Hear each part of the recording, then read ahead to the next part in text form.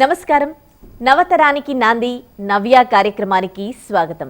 ఇంటిని రీమోడలింగ్ చేయించడం అంటే లక్షల్లో వ్యవహారమని చాలామంది అనుకుంటారు. తక్కువ ఖర్చుతో కూడా ఆ పని చేసుకోవచ్చు. అదెలాగో చూసే ముందు కొత్తదనం ఇప్పుడు చూద్దాం.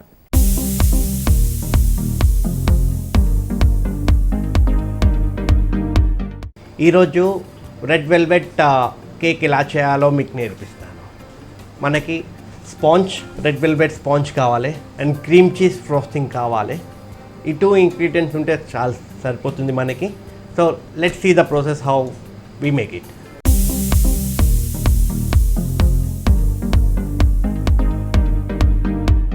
సో మనం స్పాంజ్ 2 స్లైసెస్గా డివైడ్ చేసుకుంటాము. దానికి మనం బ్రెడ్ నైఫ్ అవసరం ఉంటుంది. సో మిడిల్లో కట్ చేసుకోవాలి. ఇలా 2 లేయర్స్ కట్ చేసుకుందాం. టోటల్ మనకు 4 లేయర్స్ అవసరం ఉంటుంది.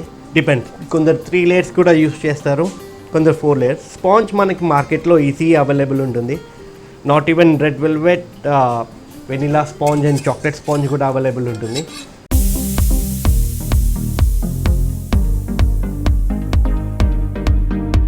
We are making red velvet cake kabatti I brought red velvet sponge and దీనికి ఫ్రోస్టింగ్ వచ్చేసి మనం క్రీమ్ చీజ్ ఫ్రోస్టింగ్ యూస్ చేస్తున్నాము.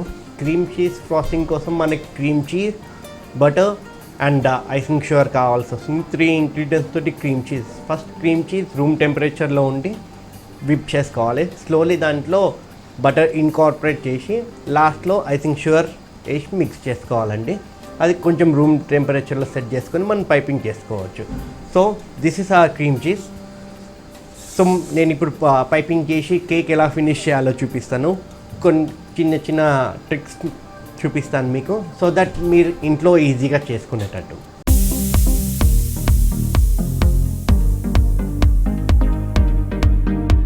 మనం ఆల్రెడీ క్రీమ్ చీజ్ ఫ్రోస్టింగ్ దీంట్లో చేసుకున్నాం కాబట్టి సో కొంచెం టిప్ కట్ చేసేసుకోవాలి. ఫస్ట్ ట్రిక్, ఒక లేయర్ పెట్టే ముందు కొంచెం కింద కొంచెం యాడ్ చేసుకోవాలి. This give grip to the base. Then circular మోషన్స్లో రోల్ చేసుకోవాలండి. ఇది ఈజీ మనకి.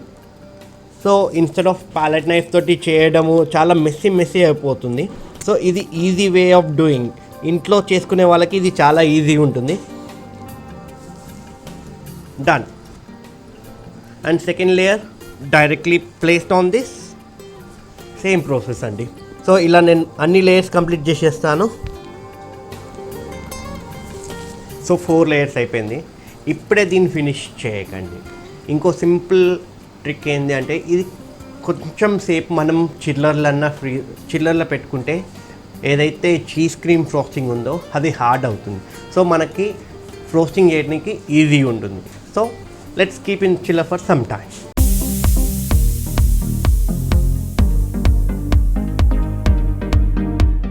చూసారా, మన కేక్ హార్డ్ ఉంది. సో ఇప్పుడు మనం సైడ్ ఫ్రోస్టింగ్ చేయడానికి ఈజీ ఉంటుంది. సో దీనికి కూడా ఇంకో ప్రాసెస్ చెప్తాను. హార్డ్ ఉంది కాబట్టి ఫస్ట్ సింపుల్గా కొంచెం తీసుకోండి. ఈ కొంచెం తీసుకొని మొత్తం అంతా స్ప్రెడ్ చేసేయండి. సో ఇలా లెఫ్ట్ టు రైట్ స్ప్రెడ్ చేసుకోండి. ఇంట్లో చేసే వాళ్ళకి ప్రాబ్లం ఏమవుతుంది అంటే, ఫ్రోస్టింగ్ చేసేటప్పుడు క్రమ్స్ క్రీమ్లో మిక్స్ అయిపోయి లుక్ వైజ్గా కరెక్ట్ రావడం ప్రాబ్లం అవుతుంది. సో దానికోసము కొంచెం ఒక థిన్ లేయర్ ఆఫ్ క్రీమ్ ముందే సెట్ చేసి కొంచెం సేపు ఫ్రీజర్లో పెట్టేస్తే so first layer of cream set అవుతుంది. సో స్లోలీ మనం సెకండ్ లేయర్ వేసుకుంటే నీట్ అండ్ క్లీన్గా వచ్చేస్తుంది. ఇప్పుడు చూస్తున్నారు కదా, మొత్తం ఒక thin layer of cream cheese frosting set అయిపోయిందండి. సో దీని తర్వాత కొద్దిగా సేపు మనము చిల్లర్లో దీన్ని సెట్ చేస్తే హార్డ్ అవుతుంది. దీని మీద మళ్ళీ ఇంకో థిన్ లేయర్ ఆఫ్ ఫ్రోస్టింగ్ వేస్తే లుక్ వైజ్ నీట్గా ఉంటుంది అండ్ పర్ఫెక్ట్ ఫినిష్ వస్తుంది.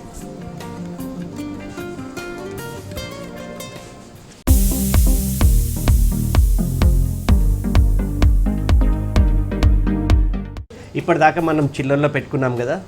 సో టెక్స్చర్ చూడండి, ఇది హార్డ్ ఉంది.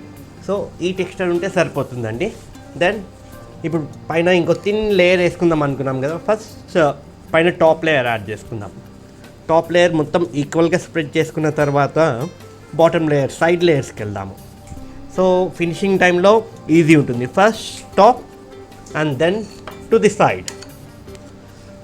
సో దీంట్లో trick, so palette knife left and right, left and right, left and right is the technique here.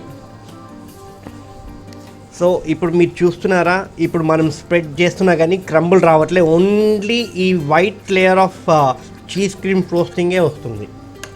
So అందుకోసమే మనం ఒక్క 10 minutes చిల్లర్లో పెట్టుకుంటే అది మన ఒక thin layer of cheese cream frosting మనం స్టార్టింగ్ చేసుకున్నాం కదా, అది సెట్ అయిపోతుంది. Then it will give a good and neat finish. So slowly మనం ఈ పైన స్క్రేప్ అవుట్ చేసుకుందాము. జస్ట్ ఒక 10 degree యాంగిల్ తోటి స్క్రేప్ చేస్తే చాలండి, స్మూత్గా వచ్చేస్తుంది. ఈ యాంగిల్లో కరెక్ట్ యాంగిల్లో సెట్ చేసుకుంటే చాలు. సో పైన స్మూత్గా ఫినిష్ అయిపోయింది. ఇప్పుడు దీన్ని గార్నిష్ చేసుకుందాం. మన దగ్గర మిగిలిపోయిన స్పాంజ్ని క్రంబుల్ చేశాను అంతే, ఏం లేదు. ఈజీ, చేతితో క్రంబుల్ చేయొచ్చు, లేదా ఇది మిక్సీలో వేస్తే పౌడర్ లాగా అవుతుంది. మీకు ఎలా ఫ్లెక్సిబిలిటీ ఉంటే అలా చేసుకోవచ్చు. It's like crumble. మిక్సీలో అన్న జస్ట్ ఒక 2-3 seconds విప్ చేస్తే చాలు. సో దీన్ని మనం హ్యాండ్లో తీసుకొని ఇట్లా స్ప్రెడ్ చేసుకుందాం అంతే అండి. సైడ్లో రెడ్ వెల్వెట్ స్పాంజ్ క్రమ్సే వేస్తున్నాం మనము.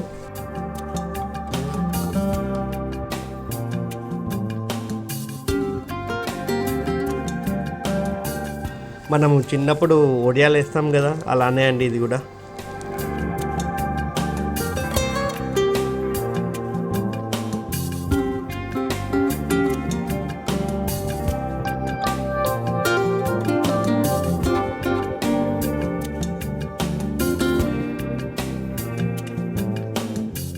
Special cake is ready.